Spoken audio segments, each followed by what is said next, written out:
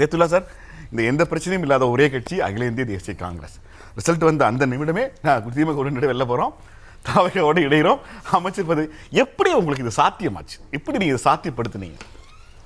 பல முறை இதுக்கு பதில் சொல்லியிருக்கேன்.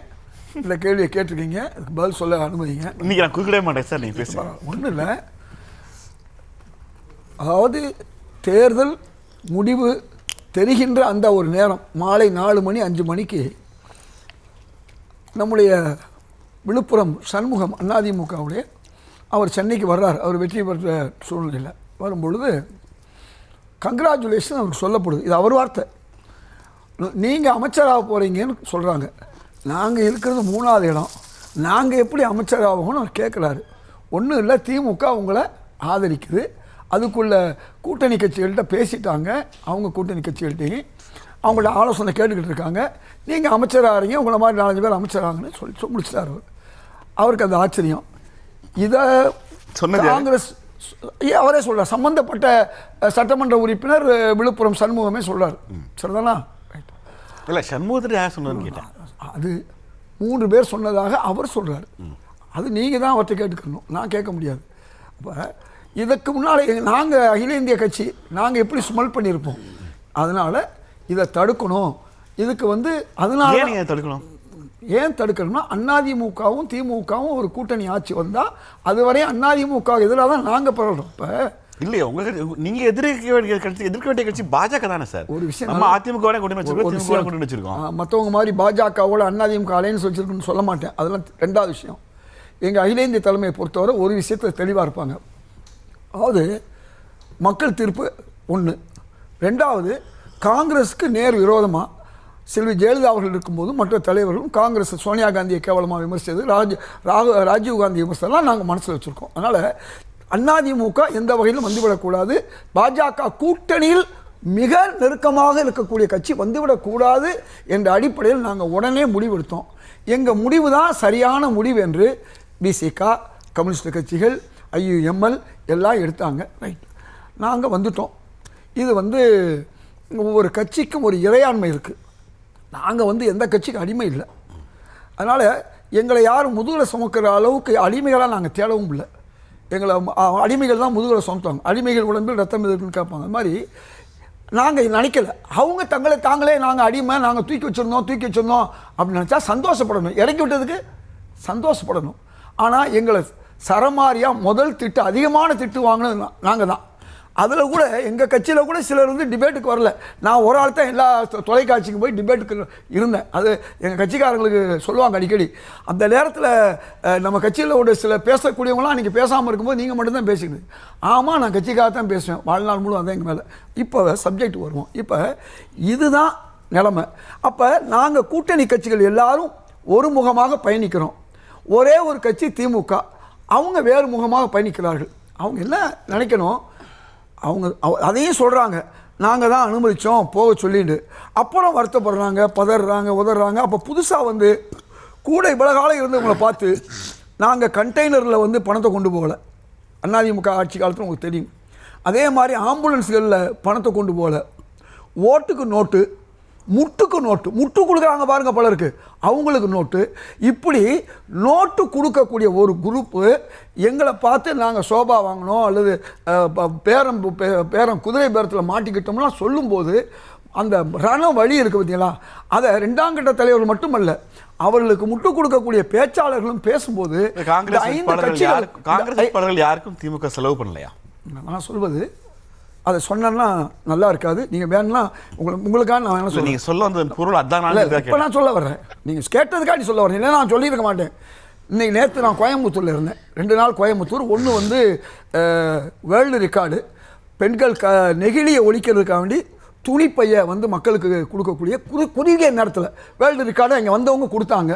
அந்த நிகழ்ச்சி ஒன்று. அதில் முதல்வர் விஜய் அவருடைய பிறந்தநாள் வேறு சொன்னாங்க. நான் தான் சீஃப் கெஸ்ட்டாக கலந்துக்கிட்டேன். ரைட், அதை முடிச்சுட்டு காங்கிரஸுடைய கள ஆய்வு உண்மை அறியும் குழு இன்றைக்கி அதிமுக செய்யுது இல்லையா, அதை நாங்கள் கொஞ்ச நாளாக செஞ்சுக்கிட்டு இருக்கோம். அந்த வேலையில் சொன்னவங்க போனால், நீங்கள் சொன்னதுனால சொல்ல வரேன், எங்கள்கிட்ட கொண்டு இந்தாங்கன்னு காமிச்சாங்க இத்தனை கோடின்னு. அதையும் நான் இப்போ சொல்ல விரும்பலை. அப்படியே காமிச்சு எடுத்து போயிட்டாங்க. இதெல்லாம் நாங்கள் ஓட்டுக்கு நோட்டு கொடுக்க போகிறோம். இதுதான் பெரும்பாலான தொகுதிகளில் நடந்தது. இது சம்பந்தப்பட்டவர்களுக்கு தெரியும். யார் வந்து கொண்டு வர்றாங்க, யாரு கொண்டு சொல்ல, இதெல்லாம் நான் சொல்ல மாட்டேன். என்ன ஓட்டு காசு கொடுக்காதீங்கன்னா பாருங்க, எங்களுக்கு பாருங்க, சொன்னீங்களா கேட்குறேன். கூட்டணி கட்சி அவங்க அதையும் கொடுத்தாங்களா இல்லையா நான் இங்கே கேட்கும்போது என்னுடைய கேள்வி, நீங்க ஓட்டு காசு கொடுக்க வேணான்னு சொல்லலை. இல்லை பாருங்க, எங்களுக்கு அந்த வேலை இல்லை. எங்களுக்கு வேலை பிரச்சாரம் மட்டும்தான். நான் திரும்பவும் அதைத்தான் இவ்வளவு நேரம் சொன்னேன். கொண்டு வந்து கண்ணில் காமிச்சு கொடுக்க போகணும். அவங்க காசு அவங்க கொண்டு போகிறாங்க, அவங்க கொடுக்குறாங்க. அதில் பாதிக்கு மேலே ஒழுங்காக போகாதனால தான் அவங்களுக்கு பாதிக்கு ஏற்படுத்துச்சு. அதில் பாதிக்கு மேலே 5 வருஷமாக நாங்கள் இந்த கட்சியில் இருக்கோம், ஆளுங்கட்சி தான், எங்களுக்கு எதுவுமே கிடைக்கல. நாங்கள் இதையாவது டிஎம்கே கொடுத்துருந்தா உங்களுக்கு 4 எம்எல்ஏ எக்ஸ்ட்ரா கிடைச்சிருக்கும், 4 மினிஸ்டர் எக்ஸ்ட்ரா கிடைச்சிருக்கும். இது மட்டும் இல்லை, வேலை செஞ்சுருந்தா பல்வேறு இடங்களில் இப்போ உதாரணமாக ஊட்டி, அதில் ஒருத்தர் திமுக காரு தொடர்ந்து காங்கிரஸுக்கே கொடுக்குறாங்க. இதை ஏன் நமக்கு கொடுக்கக்கூடாது? காங்கிரஸ் தோத்துட்டு அடுத்த தடவை நம்ம கொடுப்பாங்க. இப்படி பல இடங்கள் நடந்துச்சு. இது மாதிரி காங்கிரஸ் வந்து 20 இடங்களுக்கு மேலே எடுத்திருந்தா இன்னைக்கு நிலைமை வேறு. அப்போ 20 எடுத்துருந்தா அதே மாதிரி திமுகவும் கூடுதல் எடுத்திருக்கும். ஆங்காங்கே இந்த உறவுகள் வந்து பிரிஞ்சது காரணம், தேர்தலுக்கு முன்னால் ஒரு வருஷமாகவே காங்கிரஸ் கட்சியை 25 சீட்டு கொடுக்கக்கூடாது, அவங்க 15 கூட தகுதி இல்லை, 4% 3% ஓட்டு வச்சுருக்காங்கலாம் சொல்லி எங்களை வந்து எவ்வளோ அவமானப்படுத்தினாங்க. அதன் பிறகுதான் எங்கள் காங்கிரஸ் கட்சியில் உள்ள தலைவர்கள் வந்து எங்களுக்கு வந்து ஆட்சி அதிகாரம் வேணும், கூடுதல் சீட்டு வேணும் கேட்டாங்க. இப்போ இந்த கன்ஃபர்டேஷன் எப்படி சரி பண்ண போறீங்க? பாஜக அரசுடைய ஒரு திட்டத்தை தாவேக அரசு கை கொள்ளுது. 100 நாள் வேலை திட்டத்தை ஏறக்குறைய பாஜக கொண்டு வர வடிவத்தில் தாவேக ஏற்றுக்கிட்டாங்க. நாங்கள் நீங்கள் முதல்ல பேசும்போது சொன்னீங்க, நாங்கள் தான் 100 நாள் திட்டத்தை கொண்டு வந்தோம். ஆனால் நாங்கள் அதை எதிர்க்கலை. நாங்கள் என்ன எதிர்க்கிறோம், அரசுக்கு தமிழக அரசு ஏற்கனவே கடன் சுமையில் இருக்குது, மேற்கொண்டு 5000 கோடி சுமையை ஏன் உருவாக்குறீங்க? ஒரு நல்ல திட்டத்துக்கு போய் மேலும் 5000 கோடி இந்த அரசுக்கு சுமக்குறீங்க. 25% காங்கிரஸ் ஆட்சி காலத்தில் இருந்துச்சு, நீங்கள் 40 ஆக்குறீங்க. அப்படிங்கிறத தான் அங்கே எதுக்குறோம். நல்லா புரிஞ்சுக்குங்க, நம்ம மக்கள்கிட்ட தவறாக போய் சேர்ந்துடக்கூடாது. அப்போ நாங்கள் என்ன சொல்ல வரோம், இந்த திட்டத்தை கொண்டு வந்த நாங்கள் இதை எதிர்க்க மாட்டோம். காந்தி பேர் வேணாமா? நான் கேட்குறது, பேருக்கு தான் எதிர்ப்பு கொடுத்துட்டு தான் இருக்கோம். ஆனால் பேருக்கு விட யாருக்கு நம்ம போயுது, பேருக்கா மக்களுங்கிற யாருக்கா? அப்போ அதுக்காண்டி தான் நாங்கள் என்ன பண்ணுறோம், மக்களுக்கு போய் இந்த திட்டம் போய் சேரணும். ஆனால் உச்சநீதிமன்ற தலைமை நீதிபதிக்கு இந்தியா கூட்டணி சார்பாக ஒரு கடிதம் எழுதுறீங்க, அதில் திமுக கலந்துக்காமலே கையெழுத்து போட்டிருக்காங்க, தாவேகா கையெழுத்து போடலை. இந்தியா கூட்டணியில் தமிழ்நாட்டோட நிலைமை எனக்கு கிளியர் ஆயிடுச்சு. டெல்லி லெவலில் இந்தியா கூட்டணியில் இப்போ யார் இருக்கா? திமுக தான் கண்டினியூ பண்ணுறாங்களா? உங்களுக்கு திமுக இந்தியா கூட்டணி இருந்துச்சு, நாங்கள் இல்லைன்னு சொன்னவங்க அவங்க, நாங்கள் இருக்கணும்னு பிரியப்பட்டவங்க நாங்கள். ரைட். புதுசாக தாவேகா கூட்டணி வரணும்னா அதுக்கு ஒரு மீட்டிங் போட்டோம். தாவேகா வர்றதும் வராது அவங்க விருப்பம், வருவாங்கன்னு நம்பிக்கை இருக்குது. ஏன்னா தமிழ்நாட்டிலே ஒரு கூட்டணி காமன் மினிமம் ப்ரோக்ராமோட ஒரு கூட்டணி உருவாகிருக்கு, உங்களுக்கு நன்றாக தெரியும். இப்போ திமுக இன்றைக்கு இந்த வேலையை செய்யலைன்னா பாஜக ஆதரவு கட்சி, பாஜகவை எதிர்க்கலேங்கிற ஒரு எண்ணம் வந்துருன்னு சொல்லி தற்காப்பு தான் இன்னைக்கு திமுக செய்கிற வேலை. அதை நாங்கள் வரவேற்கிறோம். திமுக அதை செஞ்சால் அதை நாங்கள் வரவேற்கிறோம். நான் மீண்டும் சொல்கிறேன். அதனால் இந்த அடிப்படைகளில் தான் வந்து எங்களுக்குள்ள பிணக்கு. நான் என்ன சொல்ல வரேன்னா, இன்றைக்கு திமுக ஒரு வலிமையான எதிர்க்கட்சியாக இருக்கணும்னு மக்கள் வந்து விரும்புகிறாங்க.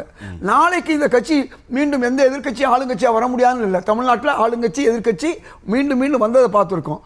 ஆனால் அவர்கள் செய்ய வேண்டிய வேலை என்னன்னு சொன்னால், இந்த மாதிரி நேற்று வரையும் கூட்டணியில் இருந்தவங்கள போன உடனே துரோகி, முதல சுமந்தம் அல்லது கயமையெல்லாம் பேசுகிறத விட்டுட்டு இனி போராடுவாங்க.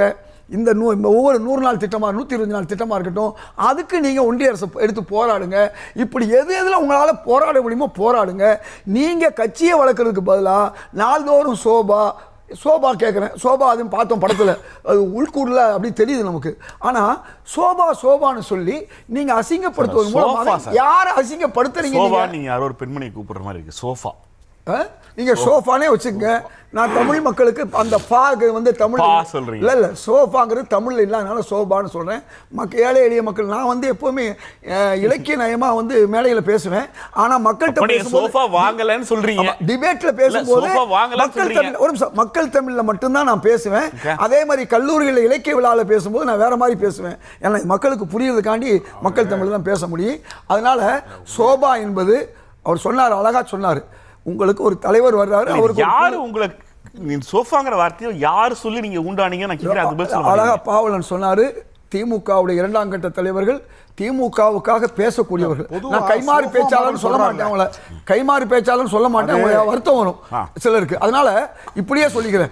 அதாவது இதுதான் விஷயம் ஒழிய இப்படி தொடர்ந்து இழிவுபடுத்துற வேலையை மட்டும் திராவிட முன்னேற்ற கட்சியினர் பார்க்காம அந்த கைமாறு பேச்சாளர்கள் பேசாம நல்ல விதமா பேசுங்க, மக்களுக்காக போராடுங்க. காலம் மாறும், காலம் மாறும். இதே தாவே காட்சி இன்னைக்கு செய்யக்கூடிய ஒவ்வொரு விஷயத்தை நான் லேசா சொல்லிடுறேன். சாதனைகளை நம்ம வாழ்நாள்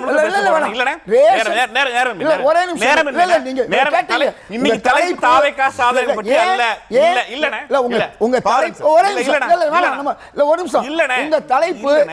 தலைப்பு தாவேக்காவுல நாங்க ஏன் தொடர்ந்து முறையா பயணிக்க வேண்டிய நிலைக்கு வந்தோம் சொன்னா, புதுசா வந்து பட்டா விஷயத்துல ரெவென்யூ இருக்கு சேர்த்துட்டாங்க. உங்களுக்கு 60 வயசுக்கு மேல உள்ளவங்களுக்கு ரேஷன் கொடுக்கறாங்க. இது மாதிரி ஊழலை ஒழிக்கக்கூடிய ஒரு ஆட்சியா இருக்கறனால நாங்க எல்லாம் ஆதரிக்கிறோம். அதாவது இப்ப சோஃபா மாடல்னு இந்த அணிக்கே ஒரு பேர் சூட்டுறாரு. யாராவது ஒரு குறிப்பிட்ட ஸ்பெசிஃபிக்கா இந்த அணியில் இந்த தாவேக்கா அரசாங்கத்தில் இடம்பெற்றிருக்கக்கூடிய ஒரு கட்சியை சொன்னால் பரவாயில்ல. மொத்தத்துக்கு சோஃபா மாடல் ஆச்சுன்னா யாரை வந்து சொல்கிறார் அப்படின்னு ஒரு கேள்வி இருக்குது. இந்த நம்ம இப்போ அரசியல் ரீதியா தாவேக்கா தேர்தலுக்கு முன்பாக கல்லாப்பட்டி கூட்டணி நம்மளை சொன்னபோது நமக்கு கோவம் வரல. தாவேக்கா சூட்கேஸ் சோஃபாவை அனுப்புற கட்சியை சோஃபா மாடல்னு சொல்கிற போது தாவேக்கா எங்க சோஃபா அனுப்புனாங்க அப்படிங்கிற பொருள்ல தான் தாவேக்கா அதிமுக எம்எல்ஏக்களுக்கு சோஃபா அனுப்புறாங்க. தேர்தலுக்கு முன்னாடி திமுக தலைமையில் இந்த அணியை நான் சொல்லுகிறேன், தேர்தலுக்கு முன்னாடி இந்த அணியை கல்லாப்பட்டி கூட சொன்னாங்க. அப்போ வந்து நாங்கள் வந்து தாவேக்கா வந்து ஒரு பெரிய ஒரு பொருட்டாக நாங்கள் கருதலை. அதனால் அது பதில் சொல்ல நாங்கள் கடந்து போயிட்டோம். இன்றைக்கு ஒரு அரசாங்கம் அமைஞ்ச பிறகு இந்த அரசாங்கத்தை குறை சொல்கிற மாதிரி கொச்சைப்படுத்துகிற மாதிரி சோபான்னு சொல்லிட்டு நம்ம துணை முதலமைச்சராக இருந்தவர் சொல்கிறதா ரொம்ப அந்த கட்சியில் ஒரு அல்லு சில்லறைகள் அல்ல கைகள் சொல்கிறது அது வேறு. ஆனால் ஒரு துணை முதலமைச்சராக இருக்கிற சொல்லும்போது இப்போ நான் அவர்கிட்ட திரும்பி கேட்குறேன், அதவே திரும்ப சொல்கிறாரு. அந்த வடிவேல் ஒரு படத்தில் திரும்ப பேசுறேன்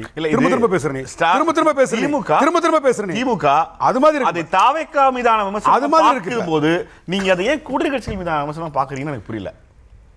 தலைவர் தப்பிச்சிட்டாரு, ஐயர் போரே போயிட்டாருன்ற மாதிரி வடிவேல் கதை மாதிரி அங்கே இருக்கு. திரும்ப பேசுற நீ இந்த நம்ம துணை முதலமைச்சராக இருந்த உதயநிதி அதவே சொல்றாரு. அவர் மீன் பண்றது அதிமுக. இது வந்து அவருக்கு கேடு, அவருக்கு இழுக்கு, அவருடைய இருந்த பொறுப்புக்கு ஒரு பொருத்தமானதா இல்ல. அதிமுக நல்ல அரசியல் பேசுங்க. நீங்க அதிமுக எம்எல்ஏக்களுக்கு நினைக்கலையா? சோஃபா மாடல்னா திமுக துணை இளைஞரணி செயலாளர் பேசுவது அதிமுக சோபா மாடல்னு சொல்லிட்டு போங்க.